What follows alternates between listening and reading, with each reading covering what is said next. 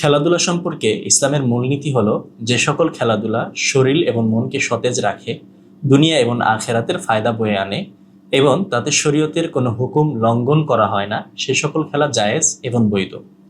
তবে যে সকল খেলাধুলায় জুয়া, বাজি ধরা, সতর উন্মুক্তকরণ এবং ফরজ বা ওয়াজিব কোনো বিধান পালনে বাধা সৃষ্টি করে, সে সকল খেলা হারাম এবং নাজায়েজ। রাসূল করিম সাল্লাল্লাহু আলাইহি ওয়াসাল্লাম এবং সাহাবীদের যুগ থেকে কিছু খেলাধুলার অনুমতি এবং উৎসাহ প্রদান করা হয়েছে। সে সকল খেলাধুলার মাঝে আমরা দেখতে পাই তাতে শারীরিক চর্চা, সামরিক এবং প্রতিরক্ষা প্রস্তুতি এবং সুস্থ বিনোদন রয়েছে। সেই খেলাধুলাগুলো হলো ঘোড় প্রতিযোগিতা, তীরন্দাজি, সতর ঢেকে রেখে কুস্তি এবং সাঁতার কাটা। রাসূলুল্লাহ সাল্লাল্লাহু আলাইহি ওয়াসাল্লাম ইরশাদ করেছেন, কুল্লু শাইইন ইয়ালহু বিহি রাজুলু বাতিলুন ইল্লা রামিয়াহু বিকাউসিহি ওয়া তা'দীবাহু ফারাসাহু ওয়া মুলাআবাতাহু আহলাহু ফাইন্নাহুন্না মিনাল হাক্কি। মুমিন ব্যক্তি যে সকল বিষয়ের মাধ্যমে বিনোদন লাভ করে তার সবই ফায়দাহীন, তবে তীরন্দাজি, ঘোড়াকে প্রশিক্ষণ দেওয়া এবং স্ত্রীর সাথে খুনসুটি এবং কৌতুক করা। কুস্তি বা মল্লযুদ্ধের ব্যাপারে বর্ণিত আছে, আন রুকানাতা আন্নাহু সারা আন নবী সাল্লাল্লাহু আলাইহি ওয়াসাল্লাম ফাসারাহুন নবী সাল্লাল্লাহু আলাইহি ওয়াসাল্লাম।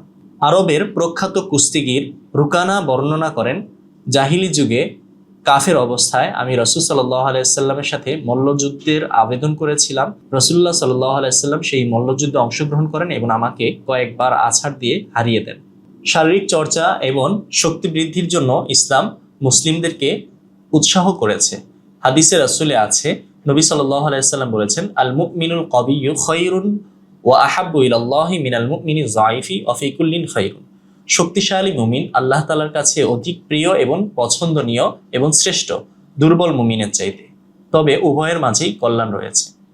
যেসব খেলায় ভাগ্যের উপর নির্ভর করতে হয় এবং তাতে জুয়া বা বাজি ধরার বিষয় থাকে, সতর উন্মুক্তকরণ, পর্দার খেলাফ, নারী পুরুষের অবাধ মিলন, বাদ্যযন্ত্রের ব্যবহার থাকে, নামাজ এবং এ ধরনের ওয়াজিব বিধান লঙ্ঘনের সুযোগ তৈরি করে দেয়, সে সকল খেলা হারাম এবং নিষিদ্ধ। আধুনিক যুগে লুডু, দাবা, 16 গুটি এবং 3 গুটি খেলা এগুলো নাজায়েজ, কারণ এগুলো নর্দশিরিন জাতীয় খেলা।